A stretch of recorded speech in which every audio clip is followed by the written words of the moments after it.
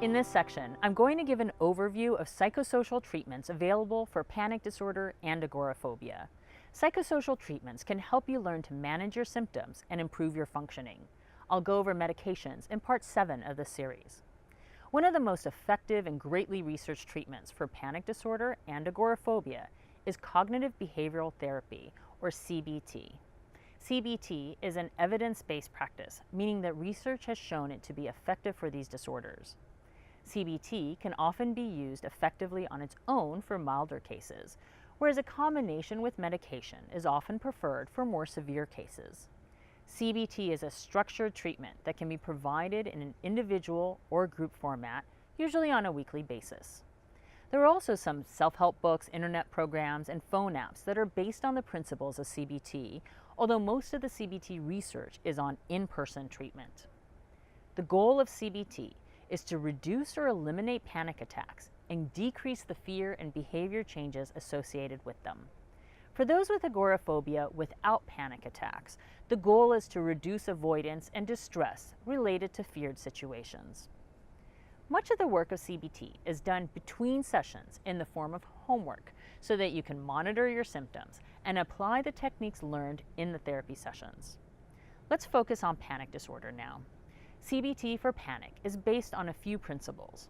The first one is that people with panic disorder misinterpret their panic attacks as dangerous and are often scared by them. In fact, panic attacks are not dangerous or harmful, although they might feel extremely uncomfortable and frightening. One of the goals of treatment is to help you have a more realistic view of your panic attacks so that they're less frightening to you. This is done through providing education about panic disorder, teaching you to be aware of your scary thoughts about the attacks, and instructing you on how to change these thoughts to make them more realistic and less upsetting. This is called cognitive restructuring. The next principle is that people with panic disorder are overly aware and afraid of the sensations in their body, which increases the likelihood of having a panic attack. For example, you might pay a lot of attention to your heartbeat and get frightened when it beats fast. A technique called interoceptive exposure is used to help people overcome their fear of body sensations that are associated with panic attacks. Interoceptive exposure involves doing specific exercises to bring on the symptoms of anxiety and panic in a controlled way. For example, if you experience dizziness during an attack, you might practice slowly spinning so that you can overcome your fear of this symptom. Although uncomfortable at first, these exposure exercises are very effective for reducing the distress caused by panic symptoms. In turn, most people find that the symptoms themselves become less severe, and the panic attacks might go away entirely. The final principle is that people with panic disorder often make changes in their behaviors, such as avoiding activities or situations that they associate with the attacks. One of the problems with avoidance out of fear is that you don't learn that you can handle the situation.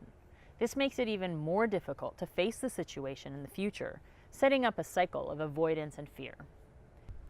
In order to deal with this avoidance, CBT uses what is called in vivo exposure, in which you systematically start to face the people, places, and activities that you might be avoiding or fearing. For example, if you're avoiding exercising for fear of having an attack, the therapist will work with you on slowly introducing and continuing with exercise.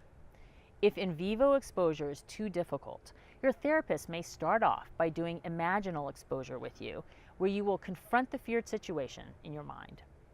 CBT for agoraphobia is similar to CBT for panic disorder in many regards. A big emphasis of treatment is in vivo exposure. By doing in vivo exposure therapy, you will systematically and frequently approach your feared situations and learn through your experience that they are not scary or dangerous. Imaginal exposure is also used for agoraphobia. The therapist might also do some cognitive restructuring with you around your unrealistic fears of these situations. Next, let's talk about relaxation training. Some therapists use relaxation training as a method of reducing anxiety and panic attacks. It can be used with CBT and/or medication, but most professionals agree that relaxation training alone is not a sufficient treatment for panic disorder. One type of relaxation strategy often used for panic disorder is diaphragmatic breathing or belly breathing. This type of breathing, which leads to deeper breaths and more oxygen in the lungs, might be particularly helpful for those who experience shortness of breath, chest pain, or dizziness during their panic attacks. Progressive muscle relaxation is another relaxation technique which involves tensing and relaxing different muscles in the body. If you experience agoraphobia, you might be able to use relaxation practices to help reduce your anxiety enough to go into the feared situations. Finally, let's talk about mindfulness and acceptance practices. Mindfulness is another technique that can be used with CBT and/or medication. Contrary to what some people think, mindfulness and relaxation are not the same thing, although many people find practicing mindfulness to be relaxing. There are many ways to practice mindfulness. One common way is to sit quietly and focus attention on your breath without actually trying to change your breath. People who regularly practice mindfulness can learn to be less reactive to their emotions and changes in their body. You can learn to be more accepting of negative emotional states, such as anxiety. For those with panic disorder and agoraphobia, mindfulness can teach you to observe your anxiety rather than feeding into it with negative thoughts and avoidance behaviors.